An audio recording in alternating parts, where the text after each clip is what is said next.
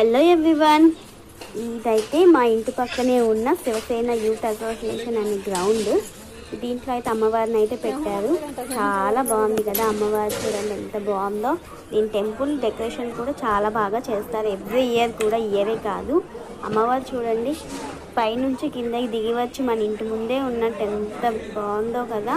అసలు అలంకరణ చూస్తుంటే అసలు రెండు కళ్ళు సరిపోవట్లేదు. ఎంత బాగుంది కదా. ఎవరికి నచ్చదు అమ్మవారు అంటే? అమ్మవారిలో రెడీ అవ్వడం కూడా మనకి ఇష్టమే కదా. అయితే ఇక్కడ బతుకమ్మ సెలబ్రేషన్ కూడా చాలా బాగా జరిగింది. చూడండి దాయి కూడా చూడండి.